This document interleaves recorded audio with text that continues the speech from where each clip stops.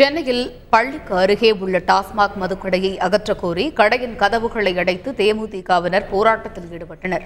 Chennai K நகர் அருகில் உள்ள எம்ஜிஆர் நகரில் பள்ளிக்கு அருகில் டாஸ்மாக் கடை இருப்பதாக கூறப்படுகிறது. இதையடுத்து அந்த மதுக்கடையை அகற்றக் கோரி மேற்கு மாவட்ட தேமுதிகவினர் ஆர்ப்பாட்டத்தில் ஈடுபட்டனர். கடையின் முன்பாக திரண்ட தேமுதிகவினர் கடையின் கதவுகளை இழுத்து மூடியதுடன் மதுவிற்கு எதிராக கோஷங்களையும் எழுப்பினர். 10 மணிக்கு மேல் இந்த பகுதியில் விசச்சாராயம் விற்கப்படுகிறது. ராத்திரி 10 மணியிலிருந்து அதிகாலை வரை அதற்கான போராட்டம் நடத்தியிருந்தோம். இன்றைய தினம் கொந்தளிப்பு என்பது மக்கள் டாஸ்மாக்கு எதிராக கொந்தளித்துக் கொண்டிருக்கிறார்கள். அதன் விளைவு இந்த போராட்டம்.